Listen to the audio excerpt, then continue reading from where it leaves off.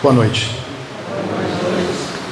Espero ser o melhor veículo possível, a melhor ferramenta possível do nosso Mestre Jesus e dos ensinos espíritas, melhor ferramenta da espiritualidade dessa casa, que eu espero esteja muito conectada comigo, com todos os meus chakras, todas as conexões, para que eu seja o mais perfeito possível.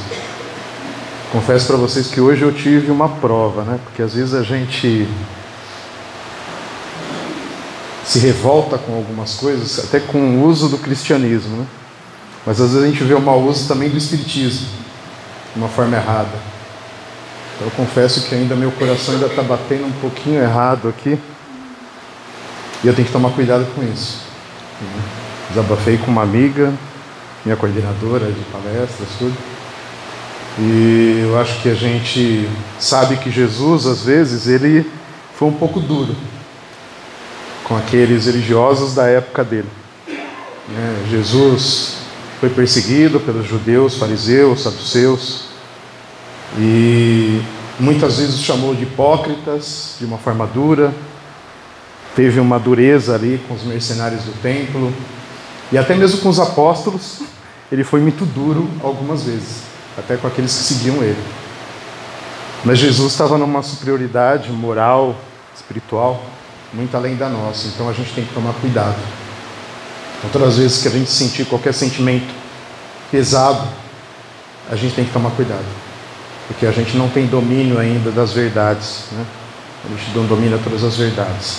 A gente ainda não sabe usar da caridade como Jesus usava. Então é preciso muito cuidado. E é sobre isso que a gente vai falar aqui hoje. A gente vai falar sobre caridade. Então esses dois espíritos nos trazem algumas informações aí sobre a questão da caridade. E eu sempre gosto de utilizar o Livro dos Espíritos, como um auxiliar aqui desses estudos do Evangelho. E normalmente eu uso a terceira parte do Livro dos Espíritos. E ali até foi uma sugestão, que eu vou dar uma palestra amanhã sobre caridade também, homenageando Chico Xavier, e a sugestão até tem muito a ver com o que eu deveria falar aqui hoje. Então, já estudando a palestra de amanhã, já tive as informações aqui de hoje do Livro dos Espíritos. Então, lá na parte das leis morais, ele fala muito sobre a questão da caridade, da forma de usar a caridade, do cuidado em dar até a esmola, de fazer de forma a não perder a caridade, não humilhar aquele que você está tentando ajudar. Toma muito cuidado. Até para fazer o bem a gente tem que tomar cuidado, porque a gente é muito imperfeito. Às vezes a gente humilha as pessoas, até quem a gente está querendo ajudar. E existe uma pergunta lá, que é da lei de justiça, amor e caridade, que eu sempre uso, quase todas as palestras. Mas que nessa eu tenho que falar, tenho que começar por ela. Que é a pergunta 886, que Kardec pergunta aos espíritos o que seria a caridade segundo Jesus Cristo. E a resposta é que a caridade segundo Jesus Cristo é benevolência para com todos, sem exceção. Indulgência para os erros alheios. Indulgência seria a gente julgar menos, os erros dos outros, se preocupar menos com os erros dos outros, porque a gente não sabe a evolução moral, não sabe o que está passando na vida daquela pessoa. E o terceiro fator seria o perdão das ofensas. Isso resume tudo que a irmã Rosália, eu acho que é espírito protetor, nos dá nessas instruções. E é interessante também que eu fiz parte, durante um momento da minha vida, de um grupo de estudos interreligiosos. Vou colocar um peso aqui, senão eu vou tudo. Deixa eu segurar. A gente reuniu algumas religiões, acho que 9 religiões, porque existia uma discriminação, uma perseguição e até violências físicas, contra algumas religiões, em especial as de terreiro, o candomblé e a umbanda, mas também os muçulmanos sofriam muita perseguição. E até interessante, a gente tem uma mesquita aqui perto. Uma vez eu perguntei para o Sheik, falei assim: nossa, eu tenho curiosidade de entrar. Ele falou: a porta está sempre aberta. É uma religião que os templos deles ficam abertos o tempo todo. Quem quiser passa lá e entra e recebe informação, é muito bem acolhido. É muito interessante. São nossos irmãos aí. Tem vários aqui em São Bernardo, ali no Jardim do Mar, Vila Euclides, naquela região. De longe a gente vê a torre da mesquita, né? E eu tive o privilégio até de quando... Foi uma situação triste, né? Que teve um atentado, mas a gente acabou participando, né? De uma cerimônia religiosa por conta daqueles que foram mortos lá, se não me engano, foi na Nova Zelândia. E uma coisa que a irmã Rosália fala aqui é que a caridade, ela existem alguns fatores que são comuns a todas as religiões. E dentro desse grupo a gente estudou realmente. A gente fez um curso de religiões comparadas. E esse curso a gente realmente fez a mesma pergunta para todas as religiões. Tinha lá budismo, tinha Seichonoye, o judaísmo, o muçulmanismo, vários representantes de evangélicos, católicos, espírita. Então, assim, o que era comum era o quê? O amor ao próximo. Alguém vai falar compaixão, o outro vai falar empatia, alguém vai falar amor ao próximo, alguém vai falar reciprocidade, mas é tudo a mesma coisa. Ou seja, amar uns aos outros e se colocar no lugar do outro. Então é isso que traduz a verdade de todas as religiões. Quem se desvia disso está se desviando da própria religião. E o Santo Agostinho fala também que isso é a base também dos mundos mais evoluídos. Então, a irmã, vocês repararam que ela fala que o mundo seria menos desigual, né? Viria menos guerra, viria menos desigualdade social, menos necessidades. Então, e ela diz, né, que ela parece ser uma irmã que fez muitas caridades enquanto estava encarnada. E ela fala, né, sobre as mães que imploravam comida pelas ruas que ela andava, né, crianças famintas. A gente vê isso hoje lá na faixa de Gaza, né, as crianças, o que mais mexe com a gente são as crianças, né, passando fome. A gente viu lá uma mãe lá, conseguiu receber uma doação de pão, e chorava, não conseguia nem comer, né, olhando para um pão. Para a gente é tão comum isso aqui no Brasil, a farinha toda jogada no chão e as pessoas recolhendo aquilo como se fosse ouro, né? Então, isso não deveria existir se a gente usasse realmente da caridade da forma correta. E ela fala, né, de uma pessoa que ela ajudou enquanto ela ainda era encarnada e que hoje é um mestre dela lá no plano espiritual. Então, quantas pessoas, né, que a gente convive aqui hoje e que a gente já conviveu tantas vezes. Ela faz um alerta sobre isso. Quantas pessoas a gente convive hoje, às vezes são até pessoas difíceis, às vezes até dentro da nossa família, mas que elas estão aqui por um motivo. A gente está aqui por um motivo que é o de desenvolver a caridade. A gente espírita, a gente sempre fala, fora da caridade não há salvação. Não é fora do centro espírita, fora da igreja. É fora da caridade não há salvação. Como que a gente faz essa caridade? Tem a caridade material, né?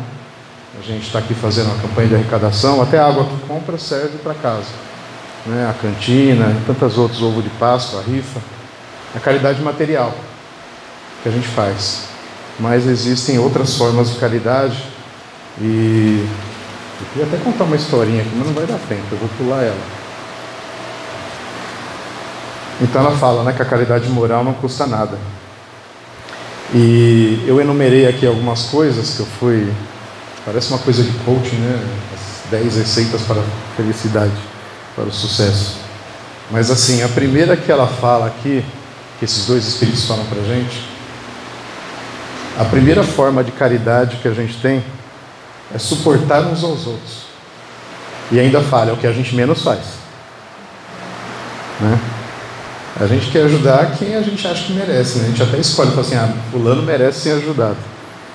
Fulano, acho que faz parte do planejamento reencarnatório dele mesmo sofrer, não vou ajudar, porque isso aí não merece não. A gente dá uma de Deus, né?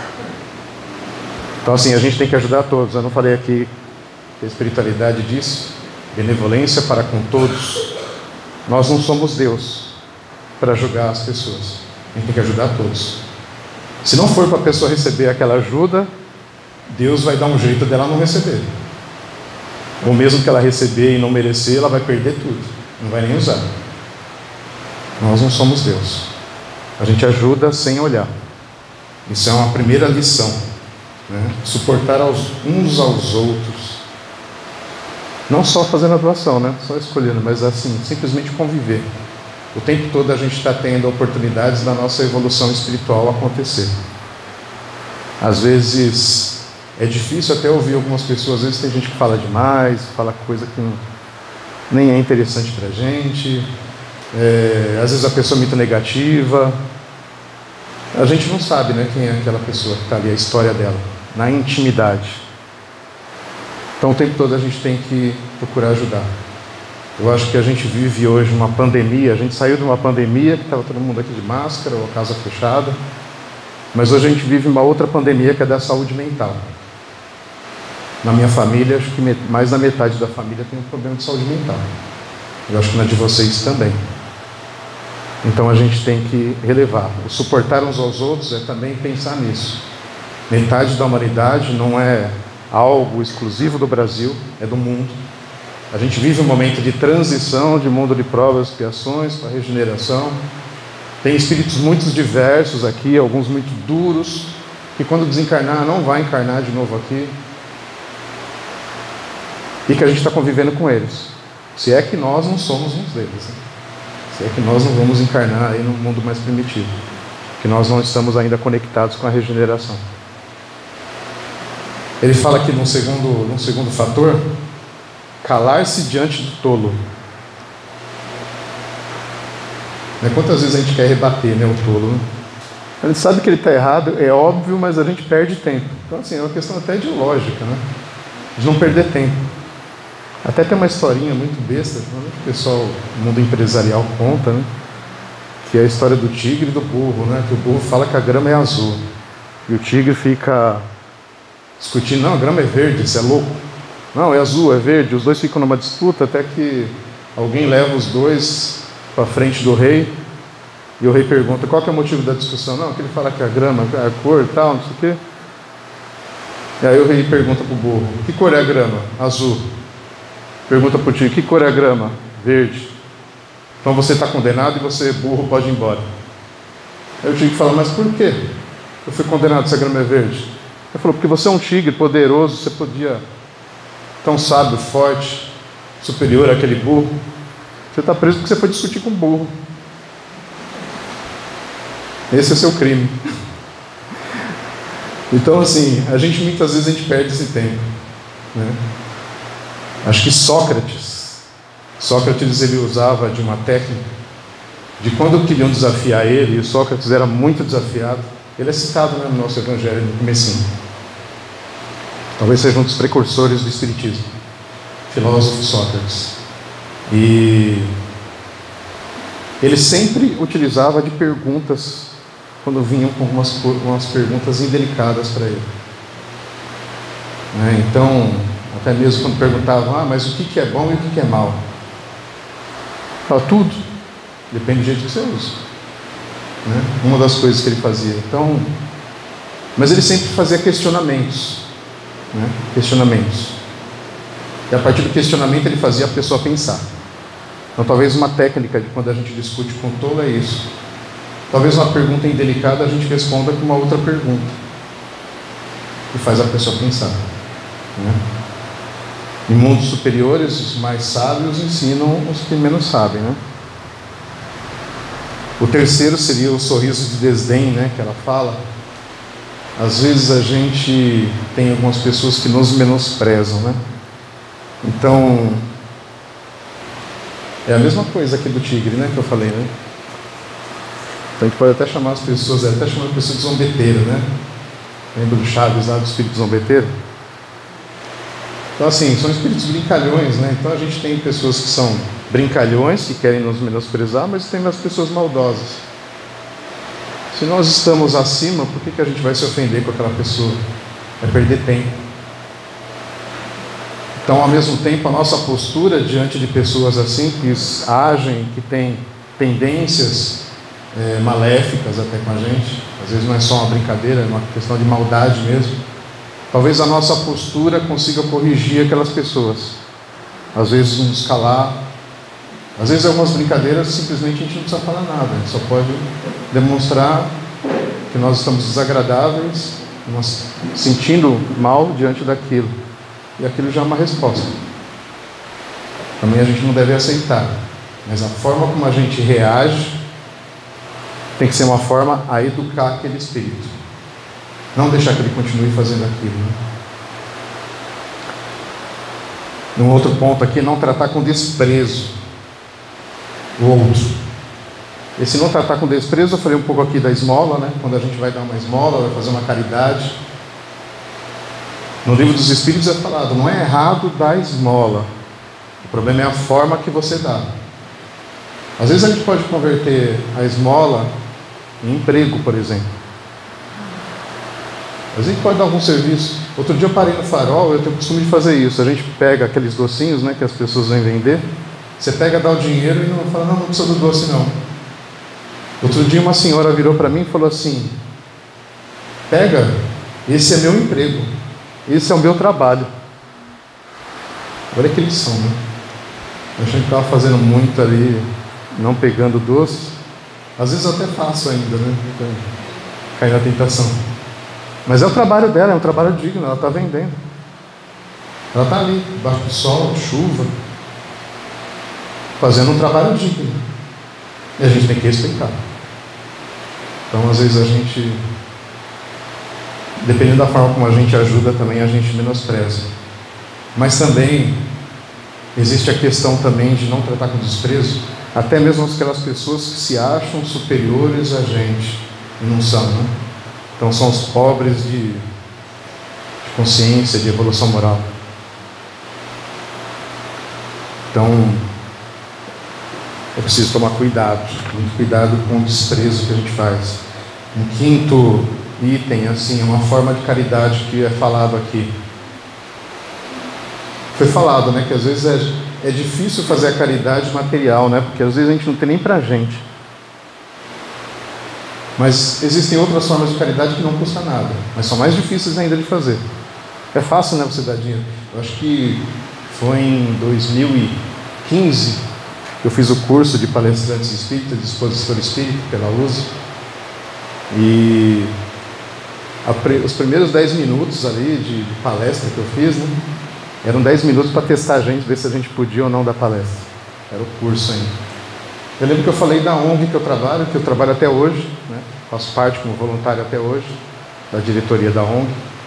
Eu falava, quando alguém vai fazer uma caridade para a gente, lá para as crianças, para os adolescentes, mesmo que a pessoa queira mostrar, divulgar, né, crescer com aquilo, usar a imagem dela para falar que está fazendo caridade, que é bom, mesmo que seja de uma forma que menospreze a gente, mesmo assim está ajudando a entidade. A gente vai usar. Você não vai falar, não quero. Não, quero sim. É problema da pessoa se ela está fazendo mau uso da forma de doar. Isso é um bem que a gente adquire quando a gente faz bom uso disso. Quando a gente faz a caridade de forma realmente autêntica, gostando daquilo que a gente está fazendo, a gente espalha, existe, se não me engano, uma substância que o nosso organismo produz quando a gente faz caridade, faz o voluntariado, com amor, com coração, que é a ocitocina. Ela cura a gente. É uma substância que cura a gente, que a gente mesmo produz, fazendo a caridade realmente com o coração. Ao mesmo tempo, a gente também produz substâncias que causam doenças. Então, de acordo com o estado mental da gente, a gente produz substâncias de cura e de doença, de sofrimento. É livre-arbítrio, é livre escolha, mas a consequência é inevitável. A gente escolhe, mas a consequência é de acordo com a escolha que a gente fez. Ninguém está livre disso. Então a caridade, ela pode ser com pensamento. Como? Fazendo oração, né? Emitindo boas vibrações. O André Luiz, ele fala que uma certa vez ele estava voletando ali em cima de um trânsito lá de uma cidade, e ele via que tinha uma massa escura em cima do trânsito. E ele perguntou pro mentor dele o que era aquilo. Ele falou, aquilo são os pensamentos negativos das pessoas no trânsito, cada uma dentro do seu carro, se juntando uma a outra e formando uma massa cinzenta, extremamente negativa, cancerígena, na psicosfera. Quando a gente faz oração, faz o evangelho no lar, ou as orações aqui, a gente está suavizando a nossa psicosfera do planeta. E é preciso que a gente tenha consciência disso. Lembra do que eu falei no começo? Meu coração bateu mais forte contra uma injustiça e tal. Simplesmente pensar, por mais que a gente tenha razão, se a gente entrar numa vibração ruim, a gente vai emitir uma nuvem negra para essa psicosfera. Então a gente precisa emitir boas energias, boas vibrações. Isso a gente faz pelo pensamento. Tem uma outra coisa aqui, que é a caridade pelas palavras. O Espírito Miramês, no livro Horizontes da Fala, ele dá uma lição sobre isso. Dá para fazer um curso aqui do livro do Miramês, Horizontes da Fala. Às vezes um bom dia que a gente dá para uma pessoa, a gente salva a vida dela. A vibração da nossa voz, quando a gente tem a intenção, a gente aplica um passe espírita, um passe espiritual. Então um bom dia você consegue levantar uma pessoa. Quanto mais quando você passa ali palavras encorajadoras ou simplesmente ouve, né, a pessoa, sem falar nada. Pode ser pela ação também, um abraço. Você não fala nada, mas você vai lá e dá um abraço. Estou aqui.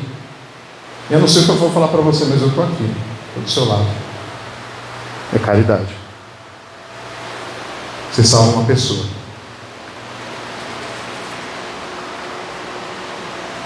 A minha mãe está aqui, inclusive, né? E a gente fala assim, tem uma parte que fala assim, mas a pessoa é idosa e no final da vida, não, agora não dá mais tempo de me salvar. Não. Daí ela fala aqui também, ela fala dos trabalhadores da última hora. Né? A minha mãe, ela tem feito um trabalho na PAI, e simplesmente ele se fazer presente ali com as crianças, adolescentes, tem até uns adultos que parecem crianças. Aquilo acho que faz mais bem para ela do que para eles. Ela vai viver uns anos a mais aí, porque aquilo está fazendo bem para ela. Está tomando remédio toda vez que ela vai lá na PAI fazer um trabalho social. Claro que ela fazia antes, né? De criança ela já ia aqui no Maria Amélia fazer trabalho social. Mas assim, mesmo uma pessoa que passou a vida inteira sem fazer nada, mas nos últimos anos da vida dela ela fizer, ela vai estar se curando. Tá? A gente tem que passar por algumas coisas na nossa vida, não vou passar muito mais não.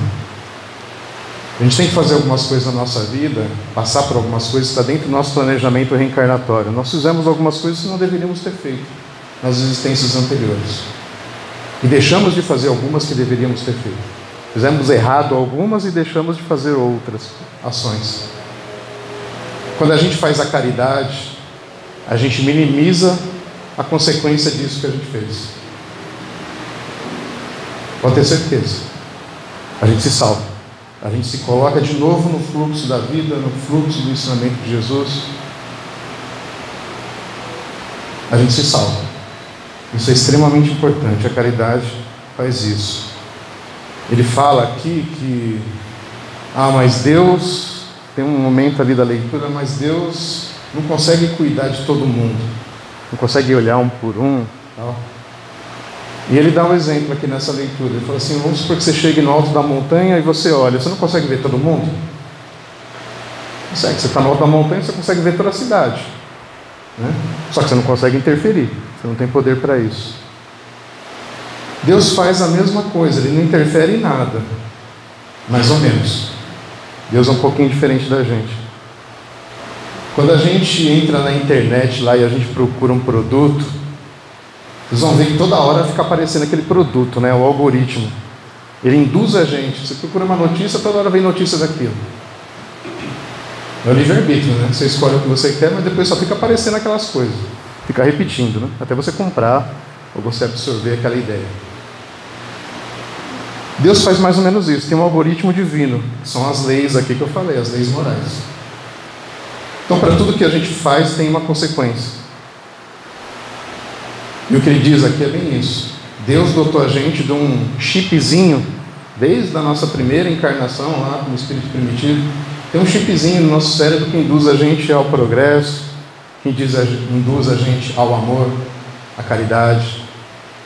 Cientistas fizeram experiência com crianças recém-nascidas e viram que todas elas eram benevolentes.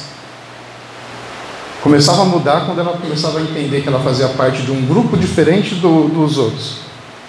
Aí começava a mudar, começava a diminuir a benevolência. Quando ela não tinha consciência disso, quando ela achava que era igual a todo mundo, tinha benevolência. A partir do momento que ela achava que era separada do outro, ou seja, quando ela começava a adquirir o egoísmo, ela deixava de ser benevolente. Deus deixou um chipzinho para a gente, tem um algoritmo divino aí, que nos faz sofrer menos ou mais. Depende da caridade que a gente faz. E aí a gente tem que prestar atenção, né? Quando a gente faz qualquer coisa, pensa qualquer coisa, a minha esposa sempre fala, ela fala assim, isso é leve ou pesado? Ah, você está na dúvida de tal coisa? É leve ou pesado? Tem que pensar. Leve ou pesado? Leve ou pesado, o que é? Você fecha os olhos, respira, se concentre, e a sua consciência vai dizer o que você tem que fazer. Benevolência para com todos, indulgência para os erros alheios, perdão das ofensas. São os 3 fatores que guiam para a gente não errar mais uma vez nessa nova vida que a gente está tendo. Nova oportunidade. É uma nova chance. Então, se a gente aprendeu com todas as religiões a compaixão, a empatia, a gente aprendeu que deveríamos amar a Deus acima de todas as coisas e tudo que Deus criou, inclusive o nosso planeta. Amar uns aos outros como nós nos amamos. Mas talvez para a gente entrar no mundo de regeneração, a gente tem que até avançar um pouco nessa etapa. Talvez uma outra afirmação que Jesus fez. Amem uns aos outros como eu vos amei. Isso é um passo adiante. Talvez seja mais fácil amar uns aos outros como nós nos amamos. E nós ainda somos egoístas. Mas dar um passo acima disso é ser como Jesus.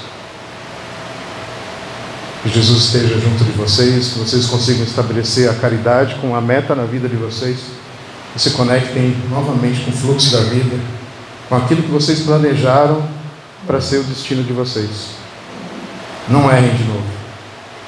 Vamos juntos cá para esse mundo de regeneração que precisa de tantos trabalhadores da última hora que somos nós. Que assim seja.